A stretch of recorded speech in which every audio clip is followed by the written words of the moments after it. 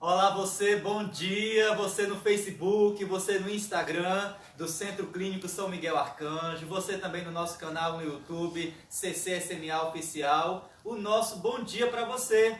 Estamos aqui no Centro Clínico São Miguel Arcanjo, no nosso encontro terapêutico. Bom dia, doutora Carla. Bom dia, Cíntia. Bom dia, dia, Isaac. bom dia. Bom dia a vocês que nos assistem, que nos acompanham.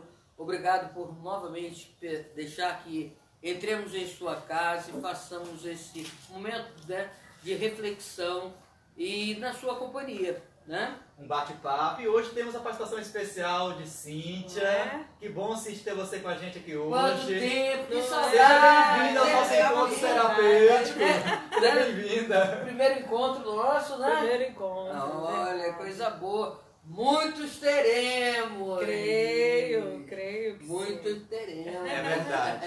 E você que deseja interessante. Você que deseja mandar a sua pergunta para nós, né, pelo nosso WhatsApp, é o 21 96722 8899. Vamos estar aqui aguardando a sua participação, a sua sugestão e a sua dúvida também. Hoje, nesta manhã, o sol já está começando a raiar, os pássaros já começam a se aproximar também aqui do Centro Clínico e queremos contar com a sua participação. E para dar início, doutora Carla, ao nosso bate-papo, como já anunciamos, né, nas redes sociais, hoje é um tema um pouco desafiador também nesse contexto que estamos vivendo. Qual né? foi o tema que não foi desafiador? Todos eles até agora. Todos eles. Quando se trata de ser humano, todo e qualquer tema é desafiador. É desafiador. Né? Porque o ser humano ele é uma caixinha de surpresa. Então, por ser essa caixinha de surpresa, sempre tem surpresa para você, para mim, para qualquer um, até para você que nos assiste. Então hoje teremos várias surpresas. Com certeza. Várias descobertas. Porque é esse bate-papo gostoso, a interação com os internautas. E a primeira pergunta, já vamos começar já sim. vamos Opa! começar. Você vai se achegando no Instagram, no Facebook, você que vai acompanhar também a nossa programação no nosso canal no YouTube. Hoje vamos conversar um pouco sobre fobia social. Você já pensou sobre essa realidade? Já parou para refletir o que seria fobia social, os sintomas? Então hoje vamos estar conversando um pouco nessa perspectiva de esclarecer, né? O testemunho da Cíntia também Você vai já nos falou. ajudar. Sim, Cíntia Já adiantou que ela está aqui para dar um testemunho. já adiantei, Ah, já revelei. Então vamos começar, doutora. na realidade, Isaac, é bom a gente fazer só uma contextualização, né? Isso. Porque nós não escolhemos esse tema aleatoriamente. Né? Esse tema vem surgiu pelos vários encontros que já mantivemos, né? Em relação à quarentena, em relação ao isolamento social, Os aspectos emocionais, os aspectos emocionais, né? Do isolamento social. Esse tema termina sendo aquilo que a gente vai estar verificando se já não estamos verificando acontecer. Sim. Entende? Ontem mesmo nós encontrávamos com uma pessoa que estava comentando que o marido não está saindo de casa, né? Está com medo de sair de Então casa. podemos dizer que a fobia social ela não está relacionada somente à questão interpessoal, mas o contexto influencia também Sim, no desenvolvimento desta é síndrome. fundamental Né? deixar claro que o que vai motivar, né, a fobia social é justamente uma situação que gera na pessoa um certo receio, um medo de estar nesse convívio, entende? No convívio de interação com o outro. E isso aí a gente pode falar não só com um outro mais próximo, mas um convívio com várias pessoas. Então pode-se dizer que está relacionada a uma situação social, a um acontecimento social, que envolve pessoas. Exatamente, um fato, né, é como se fosse o gatilho, né, que disparasse essa ansiedade, Sim. que a fobia social e a ansiedade social, elas são semelhantes, se assemelham. Sim. Tá? A ansiedade, nós já vimos, e será até um tema que a gente pode até depois abordar também, né? Mas especificamente, o que acontece? Você vai chegando em um nível de ansiedade, vamos colocar assim... O estresse também, muitas vezes. É porque o estresse, Cíntia, ele estaria muito ligado para aquelas situações do cotidiano, do dia a dia. A ansiedade, a pessoa já tem uma perspectiva do que pode acontecer. Né? Então o estresse é algo no momento, ali na Eu sempre coloco, sim. né? Eu divido sempre para a gente ter uma ideia, né? A depressão, ela é um excesso de passado. O estresse é um excesso de presente. Do imediato. Do imediato, Sim. daquilo que você está vivendo no seu dia. E a ansiedade é um excesso de futuro. Então você se preocupa, e aí vamos dividir a palavra pré, né? Você se ocupa antecipadamente daquilo que ainda não aconteceu. Então a ansiedade é um medo exacerbado que você desenvolve por algo que ainda não aconteceu. Você se preocupa por antecedência. Entendi. Então a pessoa que traz traço dessa realidade da fobia social, ela sofre antecipadamente por aquilo que pode acontecer no grupo, no trabalho. E que muitas vezes ela pode nem passar. Mas então, ela fica preocupada. Então o que acontece? Sofre antecipadamente, ela sofre antecipadamente por algo que nem pode acontecer. Ela sofre antecipadamente e já se exclui. Entende? Então ela já se mantém afastada daquilo que na cabeça dela pode vir a acontecer. Entendi. Entende? A ansiedade social é na sua mente, você em casa, sim, né, no seu quarto, você já está pensando, né? Eu quero que a quarentena acabe logo. Perfeito, tá certo? Mas ao mesmo tempo eu tenho medo do que vai acontecer depois da quarentena. Então a quarentena ainda não acabou. É o sofrimento por antecipação. Por antecipação. Só que esse sofrimento por antecipação, a questão da fobia social, ela vai ser aquela naquela situação onde ela é paralisante. Essa é a questão básica da fobia social. Paralisa a pessoa fica sem ação. E aí tem efeito no trabalho, nas relações de família, Sim. no grupo, né?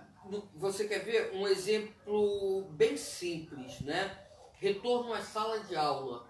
Sim. Né? Onde tem um grupo de pessoas.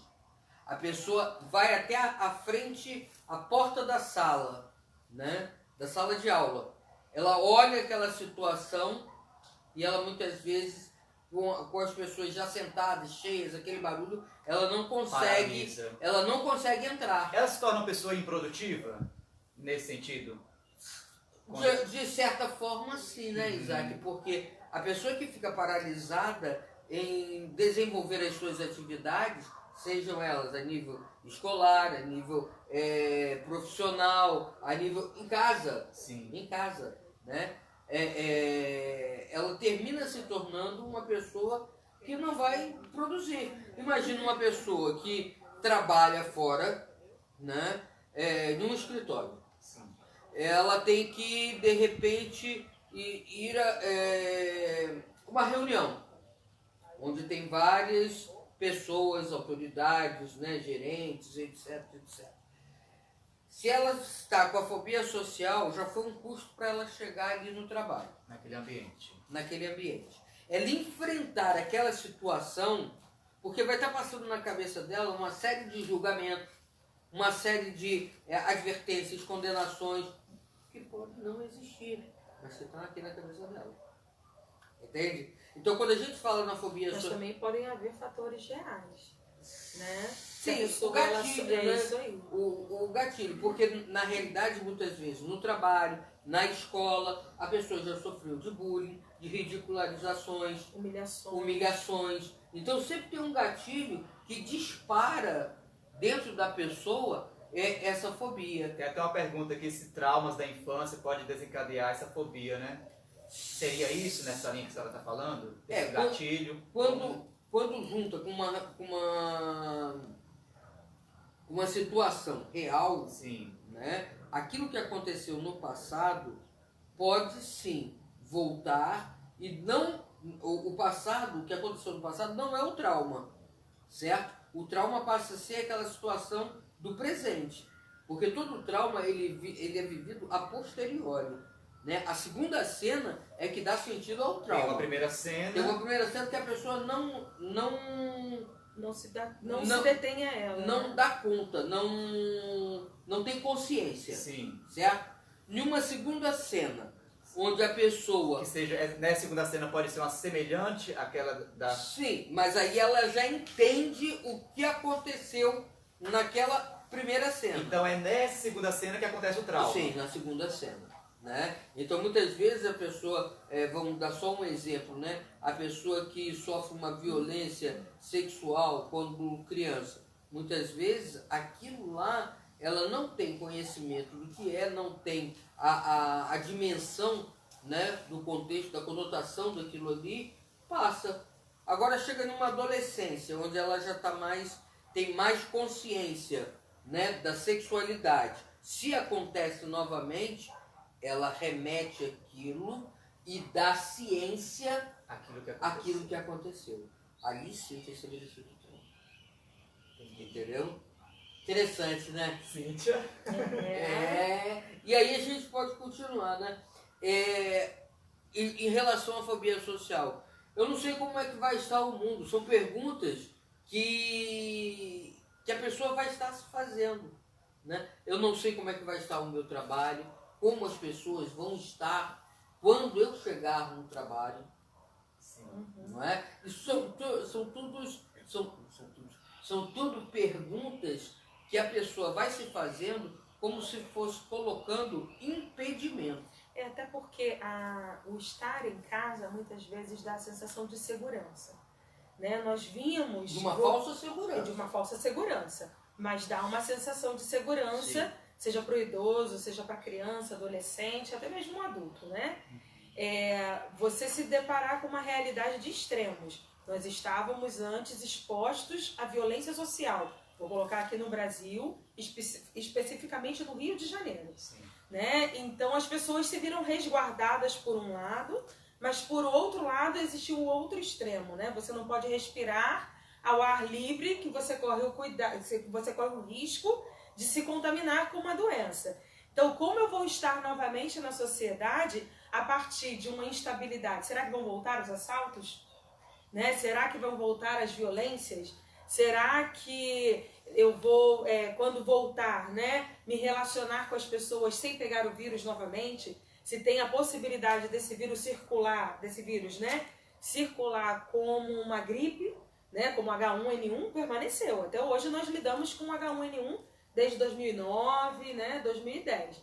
Então, quando a gente para poder olhar toda essa realidade, aí vem essas questões, né, doutora? Vem essas perguntas. Como vai estar o mundo? Né? Como vai ser depois? Se descobrirem que esse foi um ato criminoso, né? O que isso pode desencadear depois? Eu estou aqui no lugar da pessoa, citando até um exemplo para vocês, no lugar da pessoa que de repente sofreu ou sofre fobia social, né? Porque esses são os vários pensamentos que ficam na cabeça de uma pessoa ansiosa. Né? Eu não sei quem ainda vai ser meu amigo. Na cabeça do adolescente ele fica: será que eu vou perder meus amigos? Será que eu vou perder meu namoradinho, minha namoradinha? Né? Será que eu vou conseguir lidar com essa realidade de colégio, né? Essa pressão toda de colégio? Vou dar conta de tudo isso? Preparação para vestibular, Enem chegando. Só para poder entender assim, são diversos tipos de coisas que saem da cartola que a pessoa ansiosa, que já sofreu ou sofre a fobia social, começa a se deparar. Você falou uma coisa interessante. Isso, ela vai estar colocando isso em um ambiente que ela se acha segura. Num quarto, né? Mas muitas vezes a casa é um próprio gatilho, porque existem pessoas que são ansiosas, nervosas. Eu falava isso em um encontro do sênior, né? Perguntaram se as crianças elas podem sofrer de ansiedade, e eu falava uma coisa bem simples, né? Pais nervosos, filhos ansiosos. Então, dentro de um contexto familiar, muitas vezes se tem pessoas que são extremamente ansiosas. Sim. O adolescente, nesse isolamento social, ela pode desenvolver mais ansiedade, muito mais. Se já é ansioso, né? Se ela já tem vamos colocar assim, um pré-requisito para ansiedade, né? Uhum. Em casa, ela tem pessoas ansiosas, A tendência dela a tendência é reproduzir É isso reproduzir. com mais força ainda. Com mais potência, Com mais né? potência, mais intensidade. Então, quando a gente... são situações que a gente vai tendo que pensar e esmiuçando, entendeu? Porque a gente entra, né, na questão global da fobia social, mas ela vai chegar muitas vezes no início da fobia na própria relação com o outro. Podemos dizer que cada caso é um caso, porque cada pessoa é uma pessoa, Sim, né? Então, sim, se analisa, sim, cada sim. caso é um caso numa Generalização. geral. Você né? pode colocar fobia social, você tem aspectos, Sim, né? Mas cada caso sempre vai ser tratado de forma né, de pessoal. forma pessoal, né? Individual. Individual. A pessoalidade aí é fundamental. Por quê? Aí você poderia me perguntar, a fobia social, a ansiedade social pode interferir nos relacionamentos no trabalho? Sim. Sim. Né? Por quê? Porque muitas vezes existem pessoas, e aí vamos colocar, né, colegas de trabalho, que vão estar menos preocupados, né, ou tem menos nível de ansiedade, vai chegar logo, meu querido, que saudade. Aí o outro já vai ficar totalmente estático, retraído, paralisado, achando que naquele momento ele vai estar contraindo a doença. São coisas simples, que aí você, se você vai pegar um objeto da mão do outro, você vai puxar o seu álcool gel, não, peraí, né? Isso aí são realidades que vão acontecer, gente. Pós-quarentena, e eu acredito, né, por tudo isso que vem acontecendo... Já tenho a ideia de um próximo tema. Não, o toque, né? Mas o toque, com certeza. Vai ser muito difícil a gente tirar as máscaras, né? E aí vamos colocar as máscaras de proteção, né? Durante um bom tempo. É verdade. Durante um bom tempo. Você vai deixar no seu carro aquele álcool gel, mas tome cuidado, né? Mas você vai estar na sua bolsinha, não é toque, mas aqui, ó, porque eu saio para trabalhar, né? Então isso daqui serão novas exigências a partir de agora, novos né? hábitos, Novos hábitos, né? Porque você não sabe, o inimigo é invisível. Sim. Então quando a gente termina utilizando isso, né, são realidades que a gente vai precisar ter muita paciência. Nós, profissionais da área de saúde mental, né, vamos ter que ter muita paciência com isso, porque vários vão ser aqueles pacientes que vão chegar trazendo consigo muita coisa relacionada a esse período de quarentena. As perdas que sofreram perdas de entes queridos? Sim. Então já tem por si só o receio. Sim. Né? Então essa fobia, o medo que vai se instalar vai ser muito maior do que a gente imagina. Ou pode ser também por um outro extremo, né? Nós teremos dois extremos, de repente, sociais, doutora.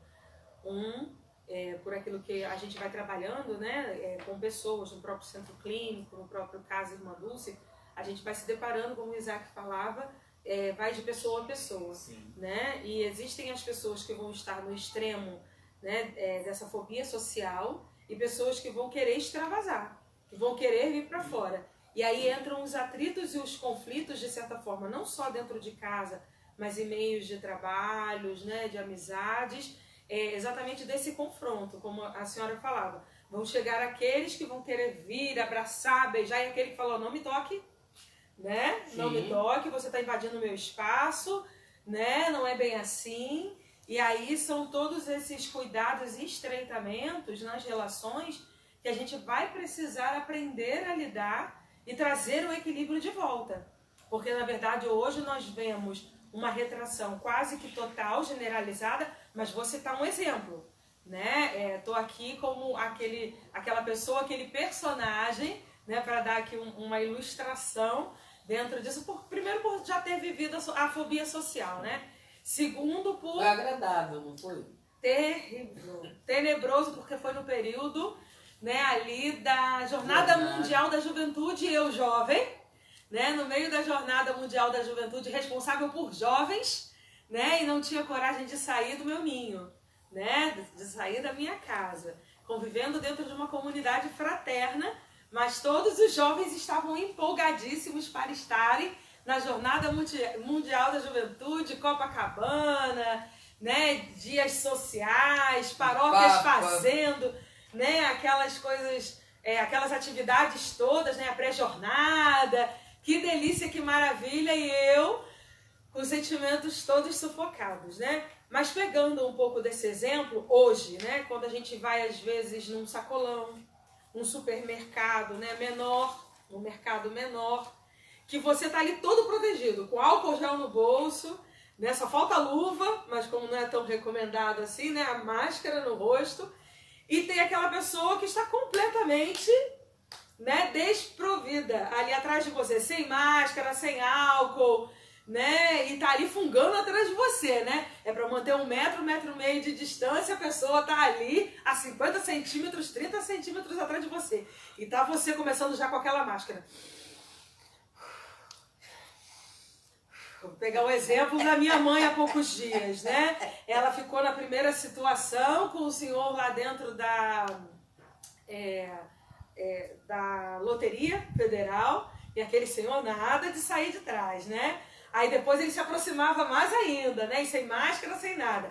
E respirando fundo. Aí por fim o homem estava com um cigarro na mão, o problema não era o cigarro, né? Mas começou o cof, tossir. Né? E a pessoa que às vezes fuma, de repente, em excesso, corre o risco de tossir, né? Por fim, da terceira situação, ela falou, meu senhor, não é possível. Eu estou aqui toda equipada, toda preparada, meu neto está para nascer e o senhor está respirando atrás de mim desse jeito. Qual é a lei? Né? Passa na minha frente, então. Quer dizer, uma pessoa para fora, igual minha mãe, ela vai falar, ela vai verbalizar e não vai ficar com aquele estresse para si, né? Com aquela ansiedade para si. Mas uma outra pessoa, né, que já sou eu, o contrário, né, dessa realidade, ficaria ali engolindo ar, até ficar com asfixia, né? Até doido para sair dali, né, e chegar perto da minha psicóloga e falar, doutora, eu preciso de ajuda porque eu não aguento máscara, eu não aguento isso, eu não aguento aquilo outro, né?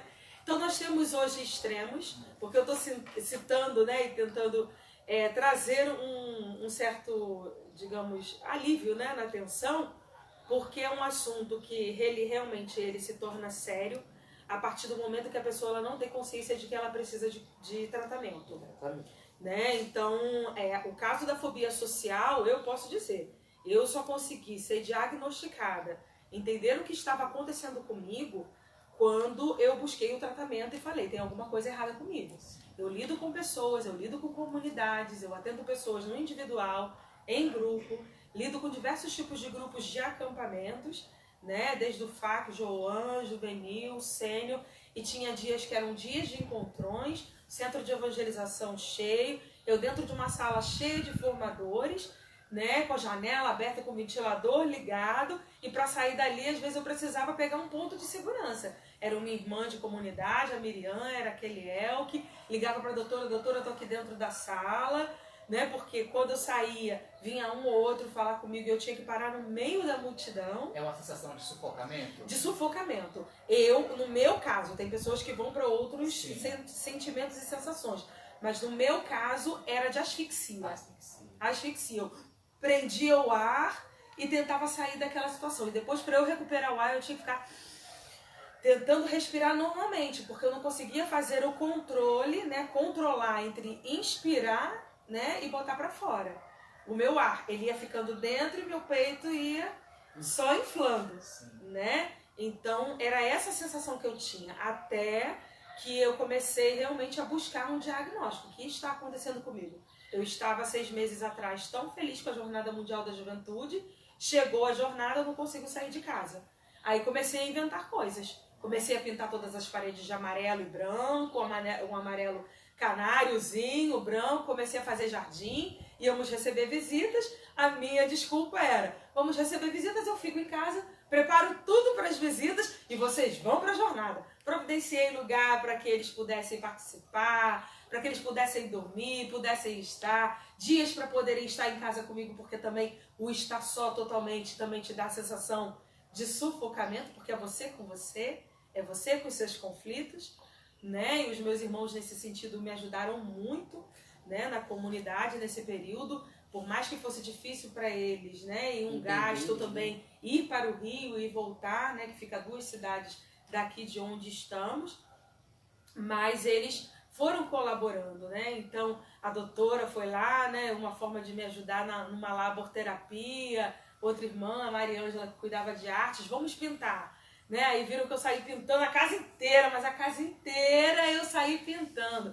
Paredes, tudo que trouxesse alegria, tudo que trouxesse harmonia, né? Então, era um amarelinho canário leve, era branco, né? Branco. Mas a harmonia exterior. É isso aí. Para, as plantas, sim, né? Mas para mascarar uma fobia social, porque logo depois interior, nós né? receberíamos A desarmonia. Exatamente, além de todos os irmãos das casas fraternas, que não era só uma, naquele momento nós já estávamos com 2 casas, ao todo 14 irmãos, mais 13 pessoas, 13 americanos, né, que não falavam as mesmas línguas, que nós às vezes precisávamos nos comunicar de diversas formas, a casa cheia, uma casa que era para 8, 10 pessoas, nós estávamos ao todo com 28 pessoas, fora os visitantes, né, que estavam conosco de vida comunitária. Então você imagina, eu dentro daquilo dali, queria às vezes ficar dentro do quarto, não conseguia ficar dentro do quarto porque me sufocava. Eu ia para o meio da multidão, ficava nervosa no meio da multidão, com uma falta de ar. Andava pelo sítio, né, para tentar dar uma respirada e voltar. Me faz lembrar um momento seu, né, na jornada. Sim. A nossa amiga Mariana, Mariângela, consagrada também da comunidade, estava comigo, né, e a Cíntia, né? Por quê? Porque sabíamos do problema que ela estava passando. Então, precisávamos deixar o carro em Botafogo, né? Deixávamos o carro em Botafogo e íamos caminhando até Copacabana. Mais ou menos quantos quilômetros, doutora? Dali assim, deve dar uns 5 quilômetros, 4, 5 quilômetros. Mais um pouquinho, né? Não, nada disso. Às vezes deve ser só 2, mas... Pra mim, gente, tinha sido uma BR inteira. Né? Pra mim tinha sido ali uns 30, 50 quilômetros. Nesse caminhar, né, existia todo aquele povo que estava indo também para Copacabana, pelo aterro do Flamengo. E as pistas estavam fechadas e tínhamos que passar por 2 túneis. Outra realidade de fobia pessoal, né? Passar dentro de um túnel. Sim. Aí eu tive que passar andando por ele. Com aquela multidão. Com a multidão. E aí o que nós fazíamos? Pegando isso como exemplo, né? Nós sabíamos, uma ficava de um lado, a outra ficava do outro lado da Cíntia, né? E íamos fazendo como se fosse uma barreira de proteção, dando algum espaço para que ela não se sentisse exprimida, sufocada, né? Evitando os lugares de muita aglomeração, porque tinha muita gente, né? Eram milhões de pessoas. Milhões de pessoas. Imagina, né?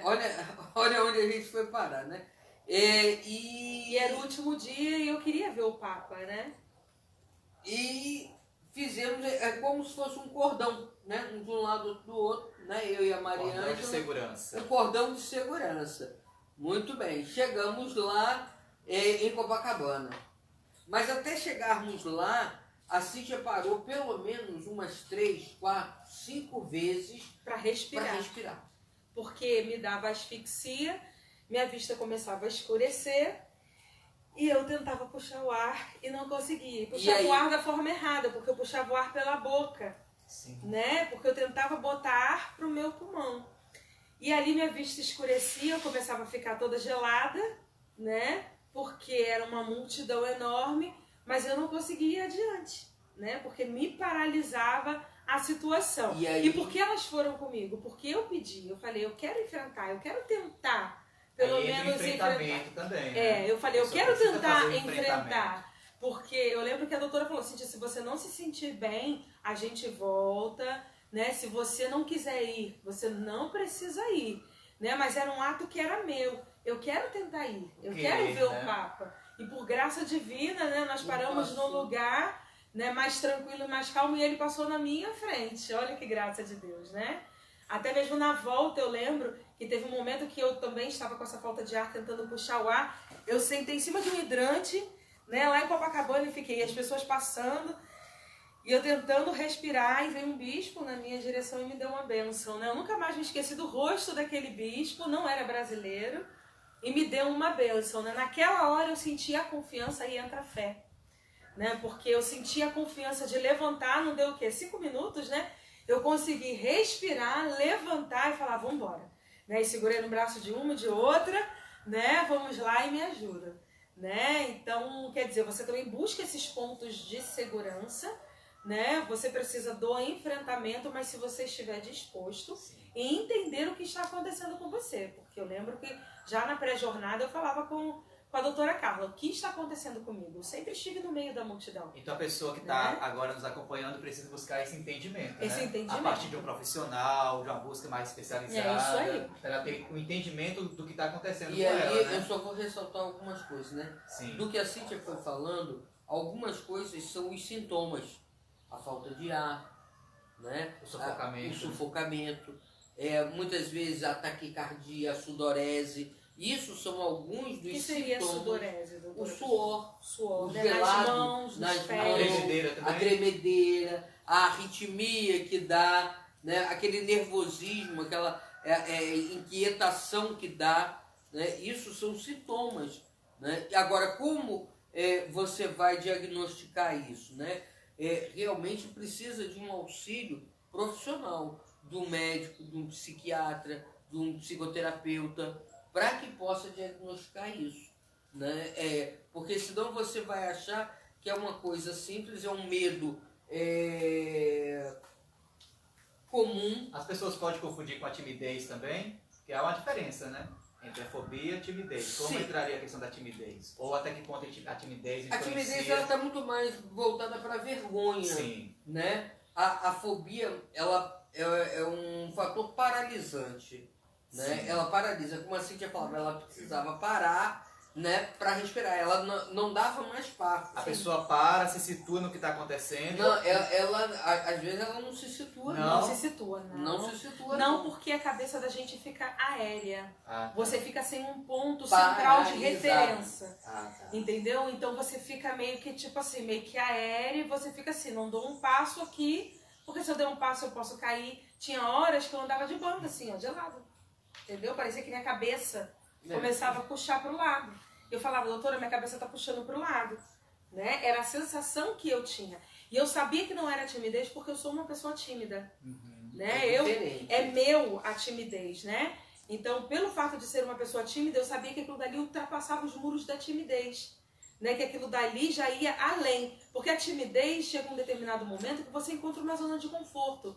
Você vai aprendendo a lidar com ela. Administra melhor. A fobia social, você não tem controle sobre si. Tá.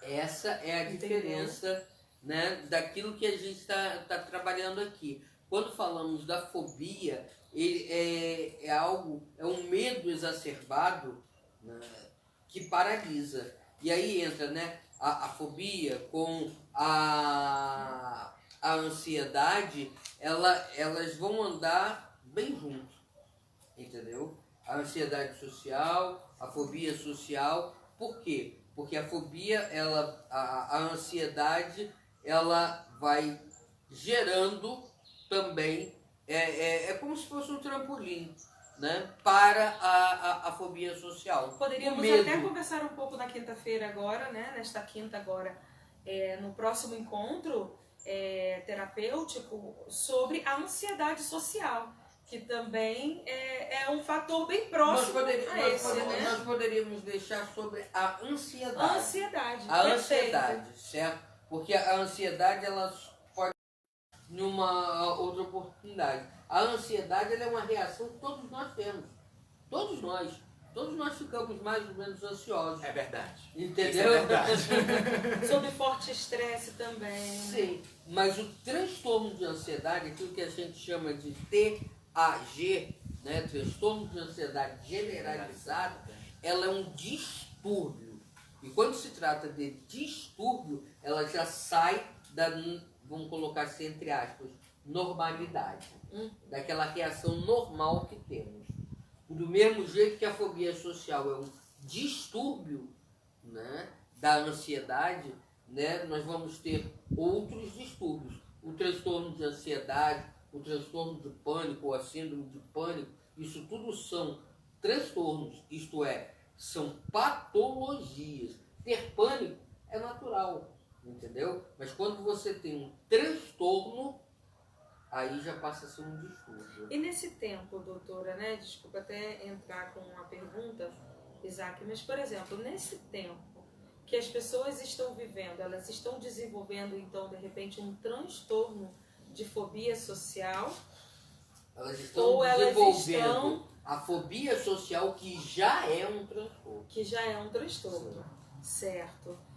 Devido a toda essa problemática, porque antes, de repente, se desencadeava, né, Isaac? Fobia. De uma outra forma. Fobias. Né? Fobias. Ou como nós já falamos em outro encontro, a pessoa camuflava, ou não percebia, ela tinha as Ia compensações. para as leis, isso, as entendeu? compensações. Compensava isso nas que eu ia redes perguntar. sociais, aí outras Nas realidades. compras, nas Mas quando a pessoa compulsões. parou, ela está se deparando com essa realidade, agora precisa Agora, resolver. E aí ela precisa enfrentar o medo. O medo proveniente de uma situação específica, que aí nós não sabemos, né? Mas o medo de algo que disparou, que foi o gatilho, né? Para a fobia. Temos alguns encaminhamentos, doutora Carla. É importante a gente deixar para os nossos internautas buscar um grupo de apoio. Sim. Né? É importante buscar um grupo de apoio, a questão da alimentação saudável também.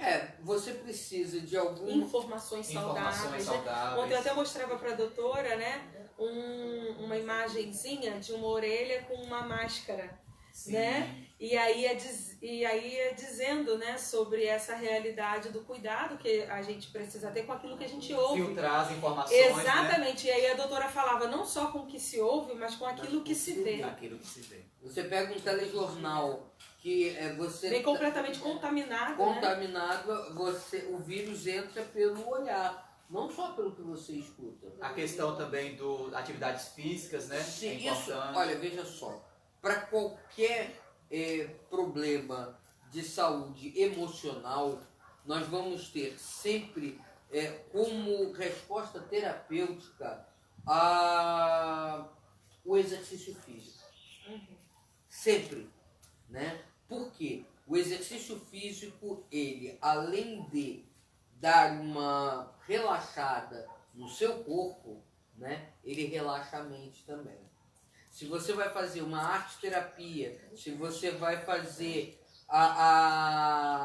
uma musicoterapia, se você vai fazer uma laborterapia aqui no centro clínico, porque nós já chegamos com pacientes aqui que tinham essa característica de fobia social.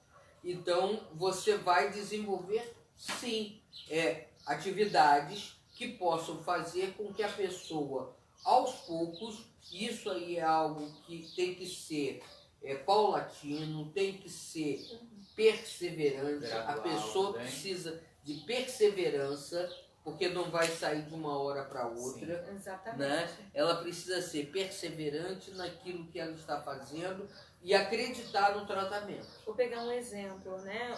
Algo que me ajudou muito nesse período foi lidar com a criação. Então, eu aprendi a gostar de plantas, né? Nesse período. Eu comecei a trabalhar com as plantas nesse mesmo período. Então, eu comecei a montar jardins, plantas ornamentais, plantas florais, né, que pudessem me trazer aquela sensação de paz.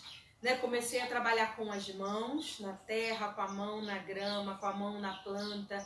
Comecei a ficar descalço na grama para poder trabalhar, canalizar aquilo dali. No início, quando a doutora falou para mim, vai pro jardim, Cíntia, mexe nas plantas, eu falava, só se for para poder detonar todas elas, porque na casa da minha avó sempre teve, eu nunca gostei, né? Sim. E ali eu comecei a trabalhar com as plantas, artesanatos, né? Comecei a pintar artesanatos, não só de pintar quadros, mas fazer coisas de artesanatos, né? E aí a gente vai aprendendo a descobrir outros dons, além do cozinhar, que eu sempre gostei de cozinhar. E aí eu fui me tornando melhor ainda, meus irmãos de comunidade que se deram bem, né? Porque era bolos, eram tortas, era de tudo que eu criava. Cíntia, doutora Carla, o bate-papo tá muito bom, mas temos algumas participações. A Vânia Lúcia, Céia Andrade, a Maria Eliane, o nosso bom dia. Obrigado pela companhia. A Vânia Lúcia, ela disse que nem conseguiu ir para a jornada com os mesmos sintomas. A Souza Fortaleza, pergunta como trabalhar a ansiedade. E a Júlia de Araújo, a pessoa consegue ficar curada ou apenas equilibrada? Veja só, ela pode ficar curada. Sim. Sim, mas ela, a partir do momento que ela teve uma vez, ela sabe que ela é propensa a ter outras vezes. Sim. Então, ela vai ficar curada daquilo que está ali, certo? Mas se houver uma situação de estresse, uma situação onde ela possa novamente se deparar com alguns conflitos, e se não forem trabalhados os primeiros conflitos interiores, né, que a pessoa traz, ela pode voltar a ter uma reincidência. Vou pegar um exemplo meu, doutora.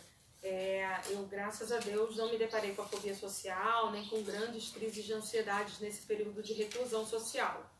Mas no primeiro mês, né, ali março, abril, a gente não sabia o que era e nem para onde ia, né, esse vírus. E eu tinha que ir na rua, eu precisava ir num sacolão, eu precisava ir a um supermercado.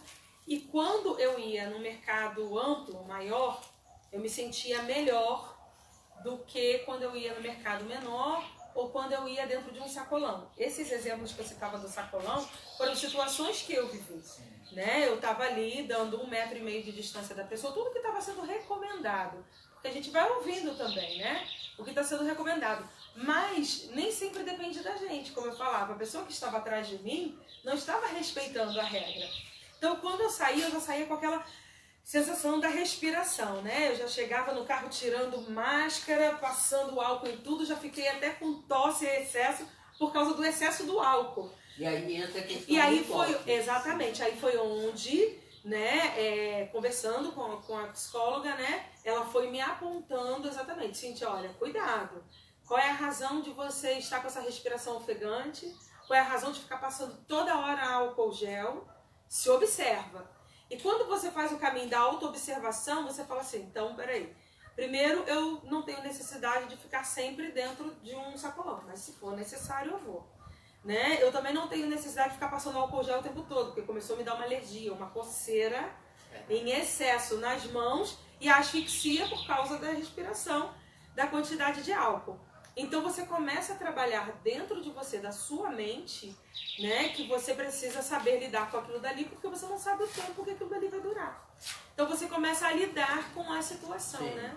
Lidar com as suas emoções. Com as minhas emoções, né? Exatamente. O fundamental é saber lidar com a situação e como você lida diretamente com as suas emoções diante da situação. E eu poderia dizer, doutora, em cima daquela pergunta que foi feita, né, pela Júlia, primeiro quando a gente começa a se tratar, a gente começa a entrar num ponto de equilíbrio para chegar à cura?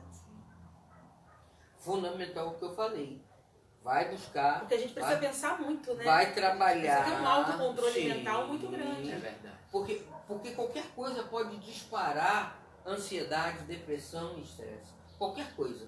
Qualquer fato. Qualquer fato. Sim. Né? É o que eu falei da caixinha de surpresa. Como a doutora falava, isso antecede, né? Porque às vezes fatos lá atrás.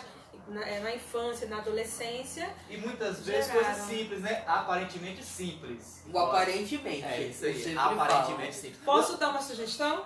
Quinta-feira. Quinta-feira, vamos continuar sobre esse assunto? A nossa conversa, quinta-feira, a partir das 9 horas da manhã. Agradecemos a todos. Doutora Carla, sua mensagem final. Olha, que vocês procurem um terapeuta, né? Mas Falando por sério, quê? verdade. Isso aí eu tô brincando, mas é muito sério. Quantas pessoas não estão aí na sociedade com medo de sair nesses períodos? É verdade.